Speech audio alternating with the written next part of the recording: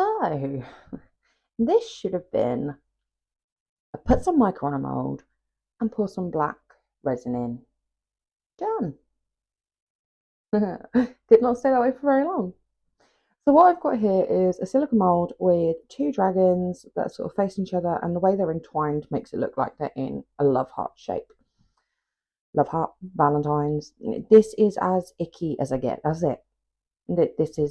This is my Valentine's vibes. I don't go much more cutesy than this. I've gone with one side is going to be sort of like the fire sort of dragon. I'm going with the reds and the oranges. I was going to have gold accents of colour, but I changed my mind because it didn't contrast enough that you could sort of see the little spine and all the other little bits and pieces. So I went with holographic silver mica. These chrome powders do come out absolutely stunning. This red is from Resin Supplies Den. The others in the smaller pots are from Sparkling Glitter Queen, and the bigger pot is Let's Resin Chameleon Powder. It's the only one that's not a chrome. The other dragon that goes with this pair, I'm going to do in blues. So like fire and water. I wanted it to be sort of like contrasting elements, opposites attract, and all that jazz. I am trying to remain indifferent about this particular holiday season. I can't. I'm sorry. I can't. I don't like it. Yeah, that's all I've got. So I am going to let you have a little bit of music and enjoy the rest of the microing process. Otherwise, I am just going to stand here and slate Valentine's.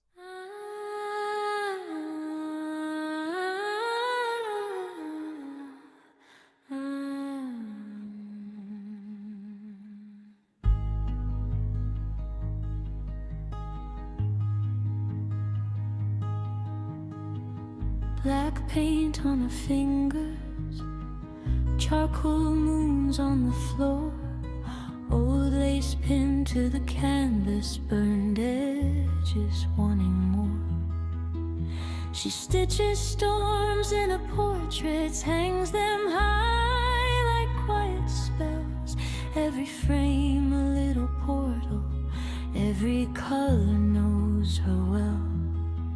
She creates in the witch dark, no thick heart, glowing in the gloom, turns her scars into alt art, hangs her heart in the middle of the room.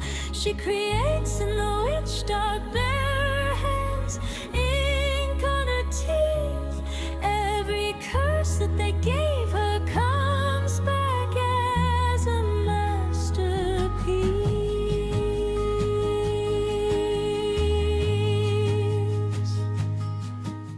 I am really, really, really happy with how the microing on this come out.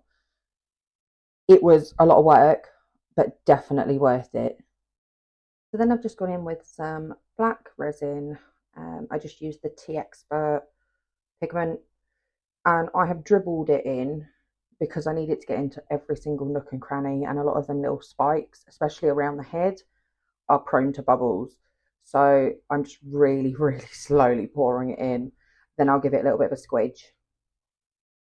I have found with this mould, with a lot of the dragon moulds to be fair, it's best to just pour slowly, do a lot of tapping and squishing just to encourage those bubbles out, because that's especially the spines.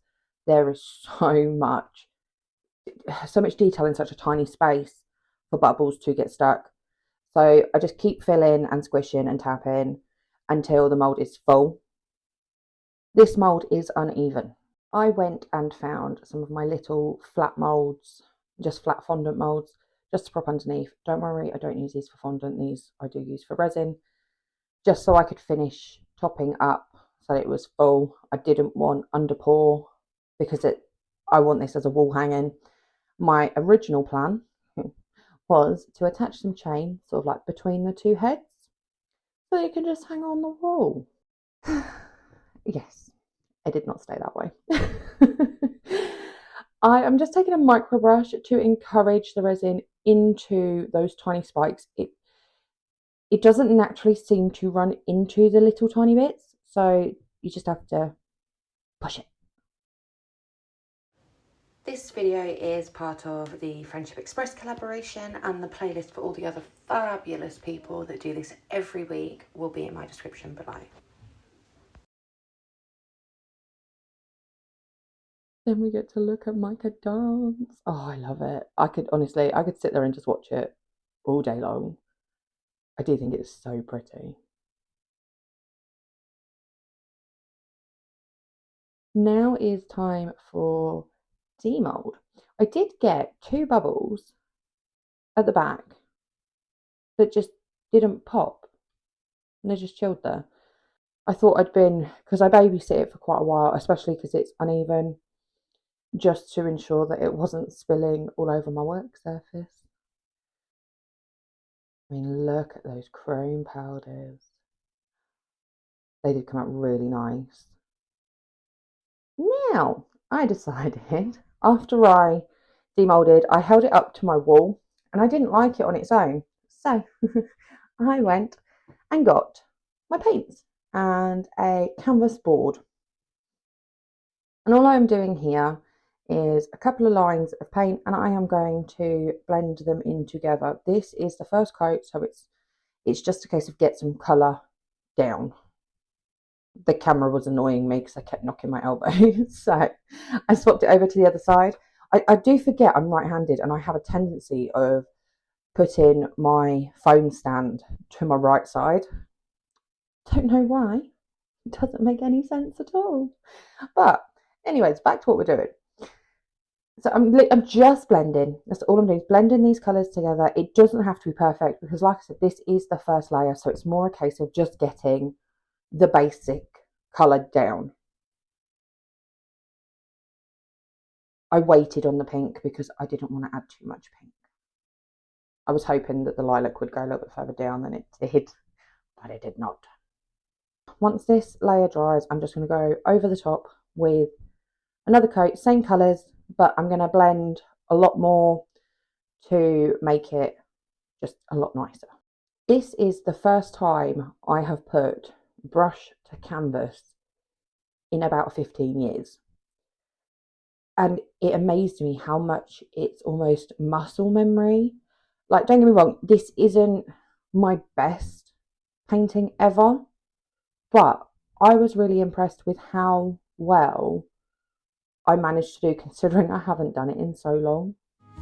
Candles drip over sketchbooks, wax rivers down the spine, tea leaves stuck to the palette, old stories in every line. She hums names of her grandmother's, soft thunder in her throat, ancestral eyes in the mirror guiding every brutal stroke. Then I took a little, it's actually a cleaning brush, it's not a toothbrush, it's a cleaning brush, just to flick some stars onto my canvas board. Now I am painting my moon. Now, anybody that does eyeliner, this is an eyeliner moon, because it was supposed to be a really slim crescent, and I was trying to get it even, and the more even I made it, the thicker it got. And then I had to do the top, and then the thicker that got, and then I had to do the bottom again, and the thicker that got. So anyone that regularly does eyeliner will know exactly what I'm on about, because it is when you're trying to get your eyes even and they just end up really thick. So anyway, I digress. So I'm going in the moon, and then because obviously a moon emits sort of like a light, I then just took some water to spread the white a little bit to make it look like the moon was emitting that bit of light that it emits.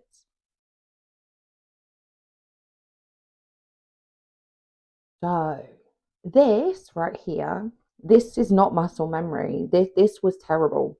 This is what you don't do. This is how you don't make clouds.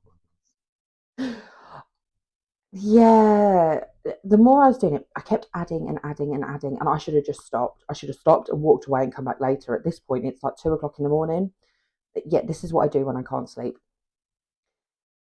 I should have left it here and just walked away.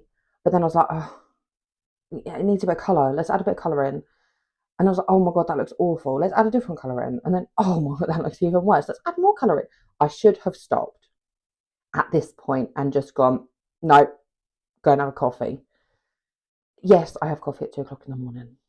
It doesn't affect me. Then I try and cover it up with white and it just looks worse. But I keep going in the hope that I'm going to cover it up.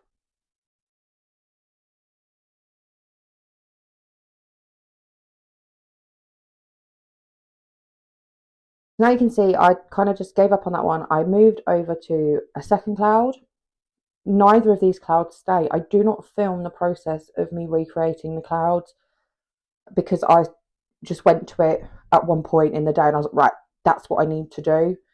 Like I said, it's been 15 years since I've put paint to canvas. So when it sort of come back to me, I was like, I've got to do this now. If I'd have gone and got my phone stand, guaranteed by the time I'd come back to that canvas, I would have forgotten what I was thinking at that time.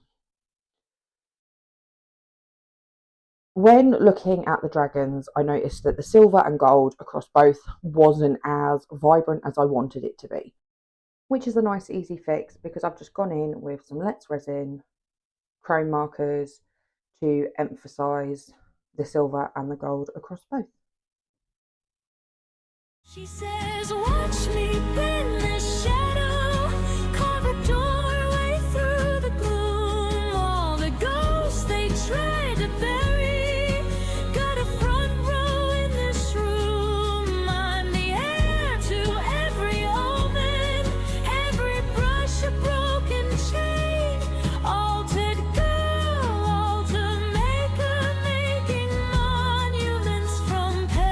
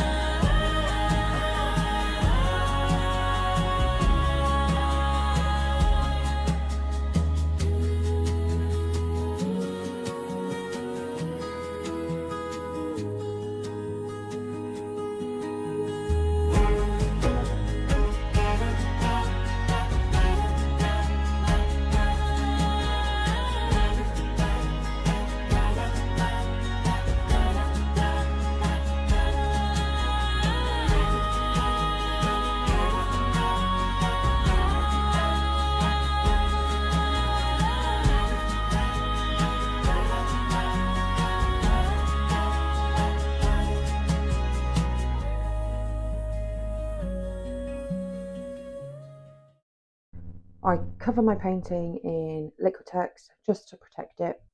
That's all. It's a gloss Liquitex, nice and easy. Brush it on. Done. Now you get to see the final cloud that I have done. Like I said, I did it off camera just because it needed to be done when I was thinking about it. Now I'm going to attach the dragons and I'm going to do that really easily because I am just going to add hot glue to the back. Thank you to everybody who's liked and subscribed. I appreciate you all so much. If you haven't, just press a couple of the buttons down below. Doesn't cost you a thing, but it helps me massively. So we're all winners. Thank you very much for watching. Here is the final product. Bye for now.